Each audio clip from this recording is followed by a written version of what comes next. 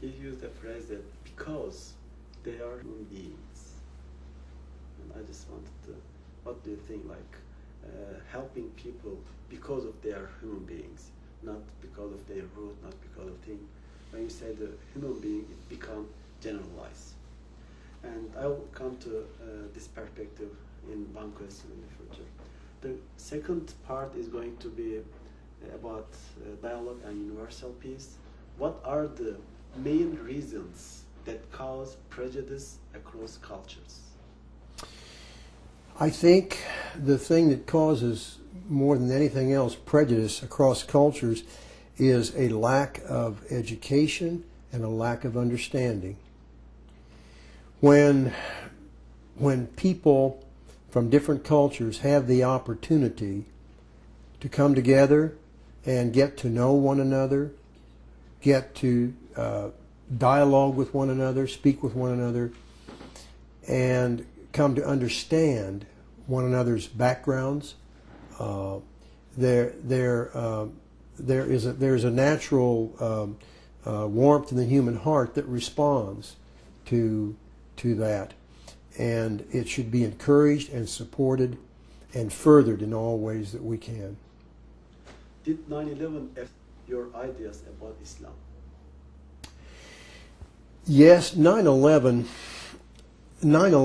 was a terrible, terrible day in the history of our country, and it profoundly affected all Americans, some in a little different ways. But we were shocked and deeply wounded that other human beings would take that kind of terrible action against innocent people who were not soldiers or who were not in any situation of warfare, but were simply going to their jobs in their office and had kissed their families goodbye in the morning and gone to work, and they were slaughtered. And there was a need on the part of the American people to hear from the world of Islam voices of sympathy and voices of support and voices that said this does not represent our religion or our faith or our motives, that this is a small radical group doing this.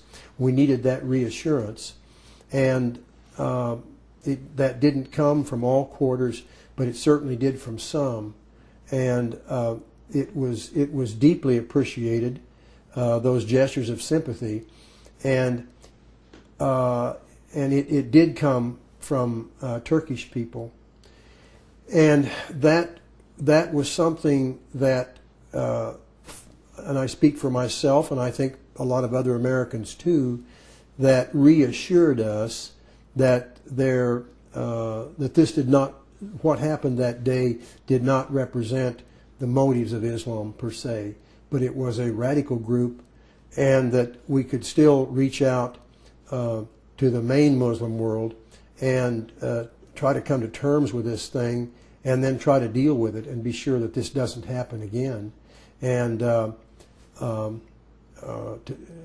to discourage this kind of thing happening in other places in the world, which it is still happening, and it is still something we all must confront. But I would hope we can do it together. The third question is, what is the importance of dialogue attempts initiated by Gulen in terms of humanity and universal peace? Well, Gulen, right now, we just mentioned 9/11. I think it's more important than ever to strive for universal peace. Gulen has a vision in the 21st century that peace and harmony is possible, and he wants to see that vision fulfilled. And there are lots of people influenced by that desire who want to see that also. And I think it behooves us all to join together, those of us that want to see that, and to try to further it in every peaceful means we can, using every peaceful means that we can, and take inspiration from Gulen's initiation of this great wish and great desire, and further it in the face of the difficulties we face today. Can you tell us about Gulen, seeing all the dialogue attempts and education activities initiated by him? Please give us a last analysis about him.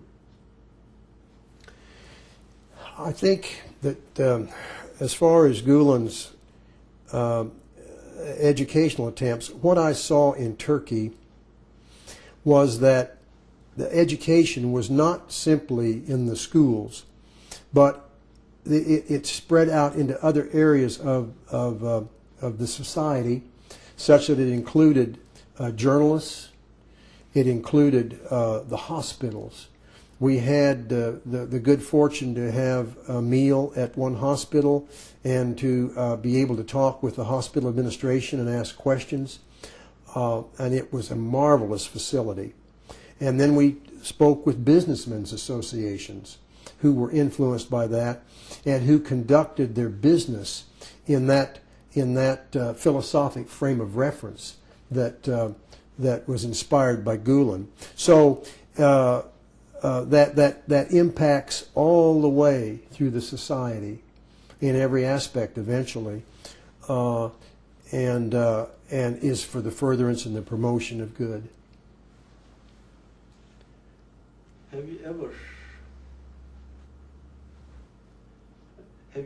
had any bad impressions about United States from people in Turkey? Have I ever had a... Do they have bad impressions about Turkey, or do they have bad attitudes toward United States or American people, I mean Turkish people? Bad impressions of the United States by Turkish people. Surely there must be some who have some bad impressions of America or the United States, but I have to honestly say, and I find it amazing, that in the 11 days I was there, and all the people I met, and all the people I talked to, and the children that I played games with, the families that I had dinner with in their homes, the people I talked to in the shops, I didn't find a single one who spoke anything harsh or critical about America or Americans. And it absolutely astounded me, because in other countries I have been in, that was not the case. I have certainly encountered people who, for one reason or another had something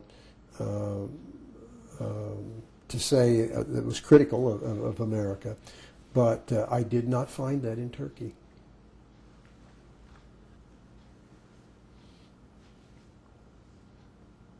If you had a chance to meet Fethullah Gulen, what would you want to tell him?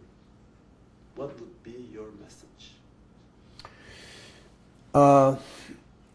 The first, if I were to meet myself, Fethullah Gulen, and I wish I would have that opportunity, the first thing that I would want to convey is what a personal honor, an humbling honor it would be for me to meet him in person. Someone that I have grown to admire through his writing.